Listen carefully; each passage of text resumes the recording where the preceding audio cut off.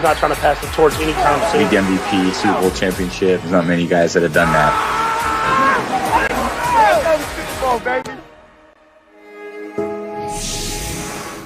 Super Bowl week is upon us. Diana Rossini and Sal Paolantonio joining us from Florida, where, folks, it's going to be different across the board. We understand that. And I'm going to get to you, Sal, in a moment about this home game for the Buccaneers. But, Diana, I want to start with you and the reigning champs with Kansas City. It's going to be different. There won't be as much of the associated hoopla. If there's a benefit from the Chiefs' vantage point, how do they view it?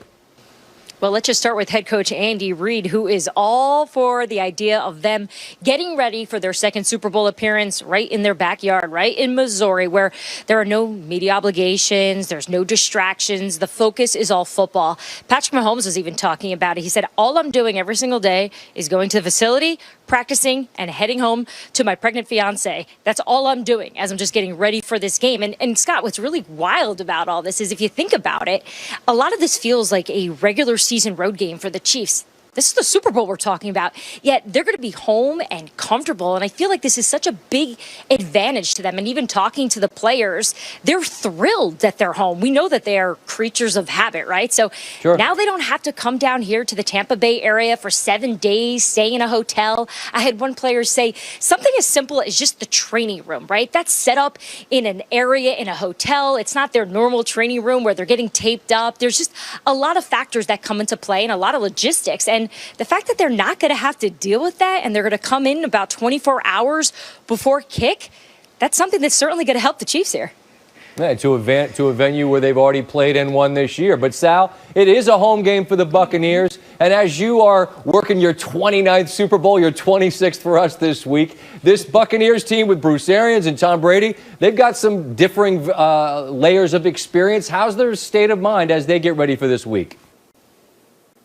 Wait, what? You don't want to come down to Florida in the middle of January going into February for Super Bowl week? I mean, come on, look at it out here. It's beautiful. I know what's going on up in the Northeast and most of the country. It's snowing and it's cold. The players here just love the fact that they get to practice at their own facility, walk across the street, and play the game. There is a flip side to it, though. All the players on this team and the staff and the coaches have been warned that their friends and family are going to come into town this week. Stay away from them. That's one of the reasons why the players and everybody's getting tested twice per day. It is a deterrent to stay away from friends and family who come in town for the game. But I did text with Bruce Arians earlier in the day, and I asked him how was practice on Saturday, because he ordered up a very fast tempo on Saturday. And he said, great practice. The speed, intensity is exactly what he was looking for. So they are in a groove here at home, and they like it. I like it too, Scott. It's nice. I think I'll stay down here.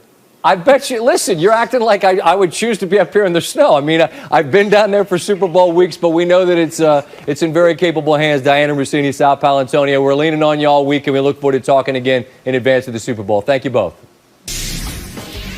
Sports Center on there, Raymond James Stadium, just 11 days with the Lombardi Trophy on the line. Chiefs and Bucks conversation coming your way as we welcome you to NFL Live today. Also a fascinating debate about Jared Goff's future and the quarterback market for the Rams. Surprisingly, a little hotter than you might think. You see him right there, Dan Orlovsky, Marcus Spears, Keyshawn Johnson, Adam Schefter as well joining the show. And we begin, guys, with Super Bowl 55 and the Bucs offense. At times this season, especially early on, this Tampa Bay offense frustrated many, including some people here on this show, begging for Bruce Arians and Byron Leftwich to do what Tom Brady is best at.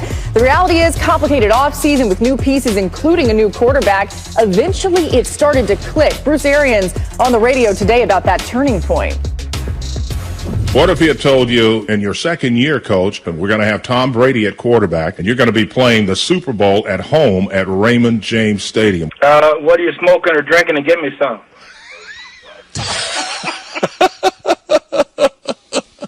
When do you think that offense, in your mind, really started clicking and you were like, we have really got something here? Well, I think it really started the second half of the Kansas City game. Then going into the open date, we solidified a lot of things that we were doing self-scout-wise and running the ball-wise, play action, the whole thing. And I thought we played outstanding the rest of the way. So you just heard Arians reference that as the Buccaneers were heading into their bye week following a Week 12 loss to the Chiefs. Dan was saying they should look at themselves and see what's not working and then also what is working, right? Well, whatever they did, it did end up working. Brady has passed for the league's most yards and touchdowns since Week 14, while the team has also posted the league's lowest turnover rate in that span. So, Dan, you've been tough on the Bucs and their coaching and their offense throughout a lot of the season, right? But you've had a little change of heart, so tell us about it.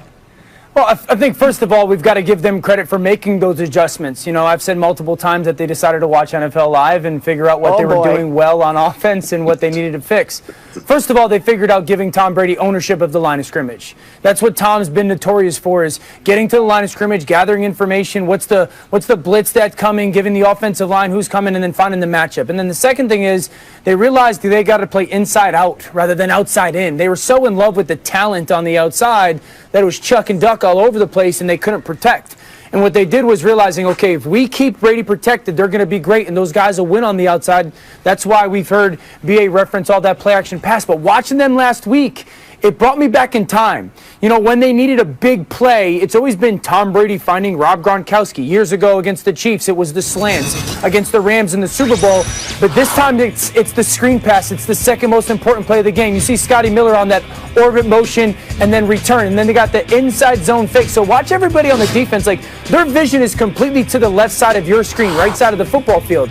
They've got Chris Godwin that's going to lift off all that coverage and a 3-count screen for Rob Gronkowski. All he has to do is be patient. What that does is it leaves one defender to that side of the field. Huge moment. 2nd and 11, screen pass to Rob Gronkowski becomes a 34-yard chunk. Catch and run for that offense, gets him in the field goal range, and really makes it that 8-point victory or that 8-point lead. And we've become so accustomed to Tom Brady, to Rob Gronkowski in crucial moments. And it ended up in that same situation. It just looked differently to all of us. Instead of going down the field, the screen pass. So credit BA and that offensive staff, Byron Leftwich. And that's the point, Ruddy. Like, if Brian Daboll or Matt LaFleur or Andy Reid called that screen, it would have been a huge conversation on Monday. So I want to give Bruce Arians and Byron Leftwich their flowers today. Great game planning and great understanding of what they were going to do well. No doubt, Dan. And also to add to that, speaking from the offensive standpoint, like the implementation of not only the run game that you heard Bruce Arians mention, but also the check down game, the get the ball out of Tom Brady's hands quick game. Sure. Like, as a former defensive player that's played against him, that is the part that gives you headaches. The fact that he's releasing the ball when you're winning rushes in what should be pressures or sacks, or at least to have the opportunity to get him on the ground. Earlier this year, we saw Tom Brady sacked a lot, pressured a lot, because of all of the down the field big plays that they wanted to hit throughout the game. You take possession after possession when this team has had success and now they're winning. It's been a lot of dink and dunk. It's been taking our shots at the opportunistic times. It's been running the football to make linebackers respect it and come up. And now you're starting to see, and that's why I said Dan talked about this last game against Green Bay being what you recognize as a Tom Brady influence. I thought it was, I recognized it against the Saints, because I think they went into that game saying Tom Brady has thrown 5 interceptions in the first 2 meetings against this team. Obviously, we need to do something different. And what was different was more of what Tom Brady has done for the majority of his career at the quarterback spot. So I give Tampa credit for that. Like Dan is saying, more of a Tom Brady influence, more of what he's comfortable with doing. And that's what every team with a quarterback should be trying to do anyway. All right, Key, so now the Buccaneers get a B back. So even more weapons, right, for Tom Brady, which should be scary for some people out there, you'd think. But does this Buccaneers offense scare you? It does not scare me, and I don't think it scares the Kansas City Chiefs at all. This is playoff football, though, right? Marcus mentioned it. You run the football with Leonard Fournette. Tom Brady becomes somewhat of a super manager, because this really is about the defense. You think about what that defense did against Green Bay. You turn that football over 3 times, and yet and still they walk away with 6 points because of the defense. Tom Brady's there to manage the game and do it well, and he's been able to do that. There's nothing wrong with that at this stage of his career. Everything that he's brought to the table to this football team, changing the landscape, not throwing 30 interceptions, all that is extremely important. But so is JPP, so is Devin White, so is the other guys on that defense. When you think about Davis, Whitfield, and some Dean, those guys come to the party, so it changes the landscape. It gives you a short field. That is how you win football games. That is how we won the Super Bowl. We ran the football, come playoff time, we dominated up front on the defensive side of the ball, and our quarterback, Brad Johnson, was very efficient and made plays. That is how the Buccaneers will win the Super Bowl. Hey, Dan, really fast. Did Keyshawn just call Tom Brady a game manager? Yeah, I called him a super manager because that's the style in which they play. You saw my eyes just bulge out of my head. Listen, they're in the Super Bowl, okay? Dan, I know you scared to say that because we praise Tom Brady to a whole nother level. We praise him to a whole nother level. But you got to understand that defense. He gave the ball away 3 times against Green Bay. That defense gave him 6 points, big guy. 6 points. Kate, they're in the Super Bowl. We all know that their defense is fantastic. No one's throwing any form of shade on their defense. But to sit here and say that he's a super manager, he threw for 40 touchdowns. And here's the thing, Kate. It's good, though. No, it's not. No, it's not. Oh, man, stop. You guys have heard me say